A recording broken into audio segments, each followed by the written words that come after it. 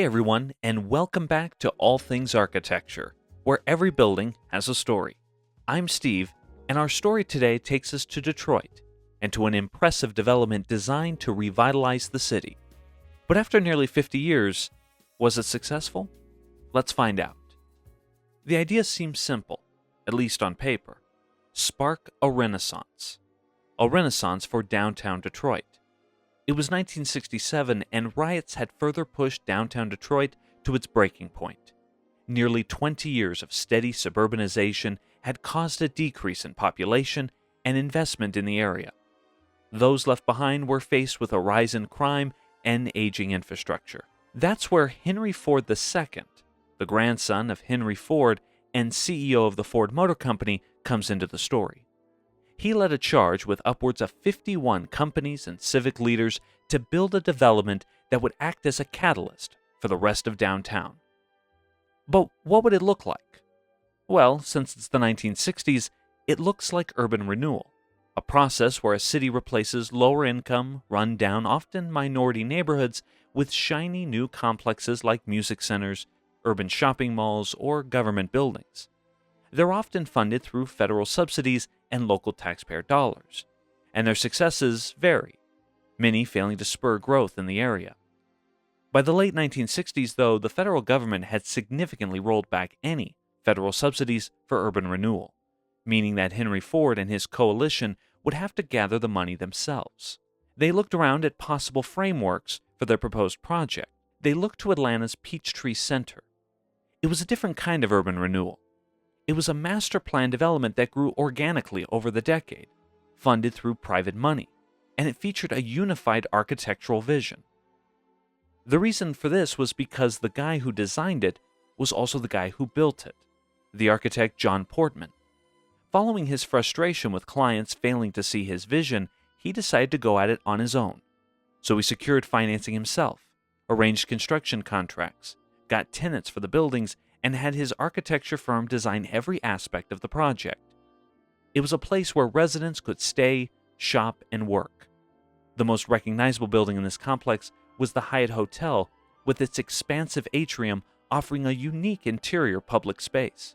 When looking at Peachtree Center, it was a fully realized, enveloping architectural experience unlike anything seen since New York's Rockefeller Center. Moreover, it acted as a catalyst for the revitalization of downtown Atlanta, with other buildings springing up throughout the city.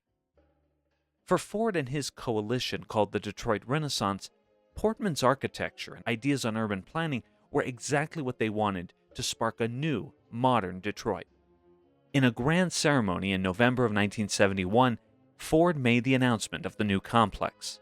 A site was chosen along the Detroit River on the site of an old mill, and across Jefferson Avenue from downtown. It would be an ambitious plan, 33 acres of interconnected office and retail space, a hotel, and residential units, all centered around one of Portman's signature atriums. The complex would be built in 2 phases, and had all the characteristics of a John Portman building. The first phase would involve the construction of the central atrium, featuring retail spaces wrapped in a tall, windowless concrete podium. Rising from that would be 5 towers, with a 73-story cylindrical glass hotel tower at the center. The hotel tower resembled the designs of other Portman hotels of this era, including the Bonaventure in LA and the Peachtree Plaza Hotel. The most important part of the development was the 6-story atrium, which was a world unto itself. A forest of concrete columns and rings of walkways encircling the atrium's central feature, a reflecting pool and fountain. Peppered throughout were real trees and plants, which sometimes looked out of place, but nevertheless brought some much-needed nature into the brutalist interior. Natural light from above also ensured that the all-concrete interior didn't appear too dark. Portman included plenty of spaces for people to come together, including conversation alcoves jutting out into the atrium, offering a unique perspective for visitors. Construction began in 1973. The complex required the use of 40,000 tons of steel, 2 million square feet of glass, and 400,000 cubic yards of concrete.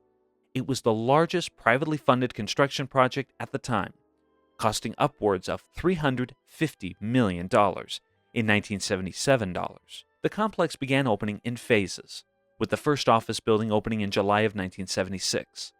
The central 700-room Detroit Plaza Hotel opened in March of 1977. The retail portions of the podium opened the next month.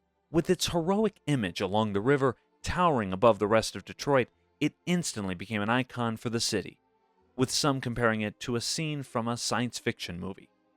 City leaders like Detroit's Mayor Coleman Young called the complex a symbol of the, quote, promise in rebuilding our great city.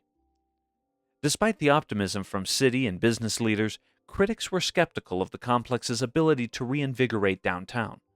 The biggest concern came from its site. While on a prime spot along the river, the expansive Jefferson Avenue isolated Renaissance Center from the rest of the downtown area, as pedestrians refused to make the trek over to it. Other issues involved the center's architecture. Visitors often complained about being disoriented navigating through the walkways. It was hard to know when you had arrived at the right elevator. The struggles with wayfinding aside, the interior remained a visually interesting place. The same could not be said of the exterior. It was out of scale with the rest of downtown and almost windowless. The most egregious part of the exterior were two concrete berms intended to mask the center's massive heating and cooling systems. These bunker-like structures further added to the impression that the center was rejecting the city. To top it all off, there was a growing concern of the complex's lack of tenants. In 1976, only 30% of the complex was leased, and there was little demand for new office space. Instead, the Renaissance Center ended up attracting companies from older buildings to settle in the new center. Even with the complaints and concerns, the city and business leaders were convinced that they would be proven right. Eventually. They had to. It was too big of a development to let it fail. They doubled down on the center by going ahead with Phase 2, albeit at a much smaller scale. By this time, the riverfront residential units were forever left on the drawing board. Instead, two smaller office towers were built beginning in the late 1970s, with them being completed in 1981. A year later, in October of 1982, Henry Ford II retired from the family business, leaving behind a long career. He'd rested much of his legacy on the success of the Renaissance Center. He died in September of 1987. The Ford Motor Company continued to own and occupy the building over the decade. But times were changing for the center as it entered the 1990s. The aging complex was about to get a new owner and a major facelift. In 1996, General Motors bought the complex for $73 million, making it its world headquarters, which meant leaving their original 1920s office building behind. After moving in, GM announced a major renovation. From 1999 to 2004, SOM would work to break up John Portman's original atrium to allow for better circulation, new retail space like the Winter Garden, which opened views to the river, and demolishing the massive concrete berms that separated the complex from the rest of the city. New pedestrian bridges were also built over Jefferson Avenue, as was a new station for the city's people mover system. Soon, the complex was given a new name, the Renovation. The building continued this way into the late 2000s and through the 2010s, where it unfortunately became a symbol not of Detroit's rebirth, but of its continued decline, being showcased in news reports on many financial woes facing Detroit and the 2009 bailouts of General Motors. All through this time, the many stores in the center struggled to survive, with GM employees and Marriott hotel guests being the only true traffic to the complex. In 2016, GM announced yet another renovation and expansion. New LED screens would display in the atrium, and a new exhibit and showroom would open in 2018.